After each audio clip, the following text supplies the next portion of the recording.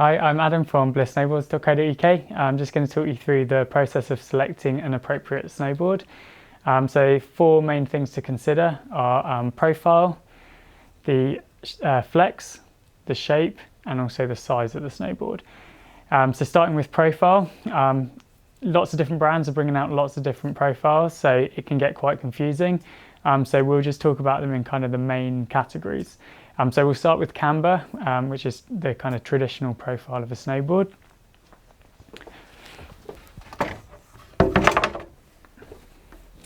So a camber profile is essentially going to be in contact with the snow at the widest points of the board at the tip and the tail. It then arches up like a bridge in the middle. So it looks something like this. What a camber profile does is it basically gives the snowboard a lot of life. So when you're riding and you're flexing the board out, you're creating a lot of tension along the length of the snowboard's edge. So that makes it really stable through a turn. Also means that it kind of snaps back when you release that tension. So very lively boards, good for riding fast, great for carving as well, riding at high speeds. One of the downsides of camber is that some people find it to be a little bit kind of twitchy. It can easily catch an edge as well. So if you're a less experienced rider, that can be an issue. Also with camber, it tends to float less well in powder. So the kind of shape of the profile, that arc shape, makes the board want to nosedive. Okay, so generally speaking, a traditional camber profile is really going to suit the rider that wants to ride fast. They want their board to be really stable. They're not worried about catching an edge. You know, maybe they're advanced enough that that's not so much of an issue. But they want lots of pop from their board, lots of power, especially in kind of harder terrain and harder packed snow. Camber definitely offers the rider a lot back when they're a bit more experienced. The opposite of camber is rocker, so we'll have a look at how that profile differs and the kind of pros and cons of a full rocker board.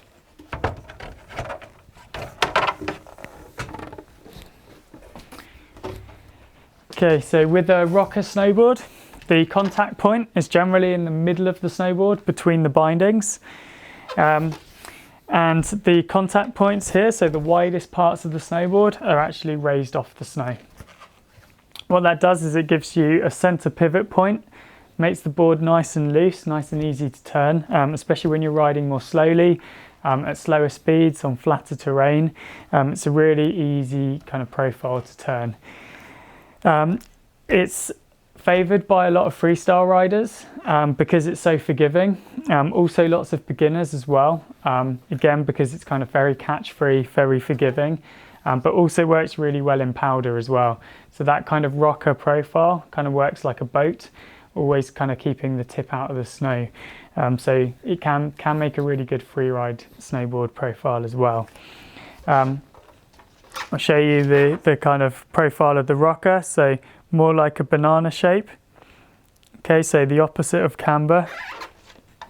And like I say, the main benefits are that it's an easy turning, easy riding, forgiving board. The negatives of a rocker profile are that it doesn't put so much tension along the edge of the board, so it can be less stable at speed. And also it doesn't kind of snap back in the same way that camber does. So when you're loading your ollies, or when you're halfway through a turn and then you get to the end of the turn and you want to release it, you don't get so much snap from it. So you don't get quite so much back from a rocker profile. Lots of brands do things in the construction to counteract that, and also lots of brands combine camber and rocker to kind of give the best of both worlds. So the next profile that we'll look at is a hybrid profile.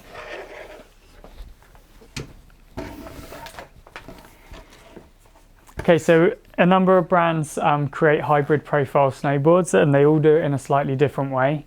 So it will vary brand to brand, model to model, but this will give you an idea of how it works. So with this board here, we have a rocker section in the middle between the feet, and then we've got camber sections underneath the bindings. Okay, so This profile here, looking down the edge, quite defined. You can see the different sections going through the board. The idea of this is to combine the best of both. Okay, so when you're riding slowly, that kind of rocker section really comes into effect, making it really easy to turn. But when you're on an edge, the camber section under feet are really giving you that life back. So a very popular profile, like I say, interpreted differently by different brands. There is another kind of hybrid profile, which is also quite popular at the moment with a couple of brands. So I'll just show you how that hybrid is different, interpreted differently.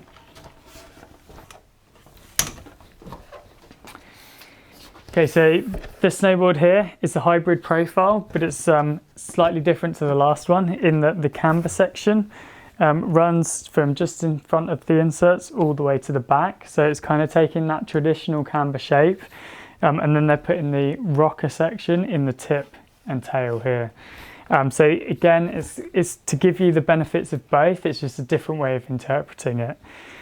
So really good for riding the harder packed snow because you've got that nice long camber section, but by having the rocker in the tips, it means when you're loading the board, it's actually raising the widest parts of the board, the bits that initiate the turn, out of the snow. So it just makes it way more forgiving and easier to ride. So the last profile that we'll look at is the kind of powder profile, which again combines kind of two profiles in one. So I'll just show you that. Okay, so this kind of profile here is designed specifically for powder. On this board here, it's basically flat from the front inserts to the back of the board, and then you have rocker in the nose. Sometimes this kind of profile will have camber underneath the back foot and then rocker in the nose, just to give you a bit more power from the camber. But essentially, the rocker in the nose is designed just to give you massive amounts of float. And then having flat or camber in the back just gives you a bit more in terms of edge hold and response out of the tail of the board. So the next important factor to consider when choosing a snowboard is the flex. So lots of brands give flex ratings, often on a scale of 1 to 10, with 1 being soft and 10 being stiff. I'd have caution when kind of looking at those because different brands use a different scale, so there's no industry standard. So if you're comparing boards from different brands, they're not necessarily going to match up. And also the flex can vary based on the length of the board, the width of the board as well. So you know, it's definitely not gospel, but it gives you a guide. In terms of the principle of having a softer board or a stiffer board and the benefits of both of those, softer board, more forgiving, so easier to ride for a beginner, also can be favoured by people who are riding rails in the park, really easy to press, to do butters and such. And also, you know, if you're a lighter rider, then you're going to really kind of enjoy a softer flexing board. If you are a heavier rider, if you're riding faster, going off bigger jumps, and you like the benefits of basically being stable and you prefer that over being able to easily do butters or presses, then a stiffer board is going to be better suited to you. So essentially you have soft, medium and stiff flexing boards, and those combined with the profile will definitely affect how it rides. The next thing to consider as well when picking a snowboard is the shape. So we can start out by looking at a true twin snowboard. Okay, so a board that is true twin in shape is exactly the same. If you were to cut it through the middle of the board, the nose and the tail are exactly the same. The side cut's the same, the flex pattern's the same. You can ride it regular or switch and it will work just as well both ways. True twin profiles, traditionally more aimed at park riders who are going to be riding switch a lot.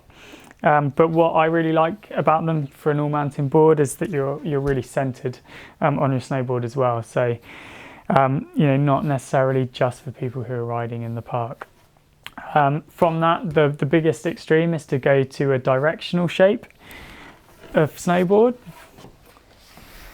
Okay, so a board that has a directional shape is designed to predominantly go one way. So this board here, the profile of it is rocker in the nose and flat in the tail. So obviously that's designed to float in powder. It's designed mostly to go one way. It's also directional in terms of the shape as well.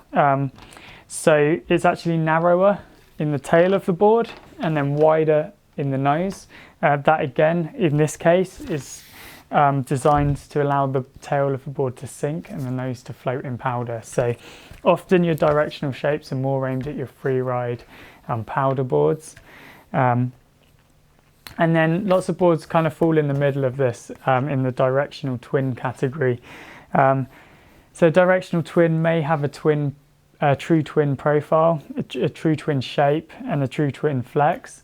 But the bindings may be set back slightly, so allowing for a slightly longer nose. Or it may have a directional side cut as well. So it's almost looking like a true twin, but it is just kind of, like I say, aimed to be ridden slightly more one way, but great if you're going to be riding switch as well. Okay, so the next thing to consider when picking a snowboard is deciding what size to get. So in general terms, the size of the board will affect how it rides, in that a shorter board will turn more quickly, it'll be lighter in weight, it's easier to spin, but the downsides of a shorter board are that it will be less stable at speed, potentially be slower, and also it's not going to float so well in powder. So, you know, based on that, a longer board has the opposite kind of pros and cons. You know, a longer board may be slower to turn, but it will be more stable at faster speeds. It's going to float better in powder. So generally speaking, freestyle riders will ride a shorter board, easier to spin, lighter weight, and the free riders will often ride a longer snowboard because they'll want that edge hold and they'll want the float in powder. I would say that in most cases you want to not get too hung up on the length of the board. I happen to ride a window of about 10 centimeters, so I'll ride a short board in the park and I'll go up maybe, like I say, a whole 10 centimeters if I'm riding a free ride specific snowboard. And generally speaking, you don't notice a couple of centimeters within a model. And there's lots of factors, you know, if you're looking at one kind of model of snowboard to another, that will affect how it rides, and the length is just one of those. Another important thing to consider in terms of size is the width of the snowboard.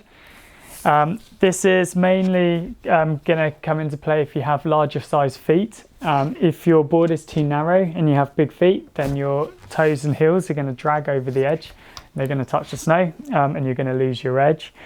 So if you have feet that maybe like a UK size 11 or above, then you would potentially be looking at a wider width snowboard. It's going to give you on average about 10 or 12 millimeters extra in the waist and just reduced drag.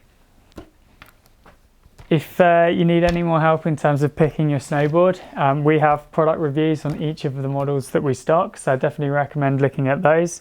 We've also got a size guide on our website, and also where the manufacturers give us a recommended rider weight, we have that information as well, as weight is quite an important factor in terms of your board sizing. Okay, so I hope that guide's been helpful. Adam from Bliss Snowboards.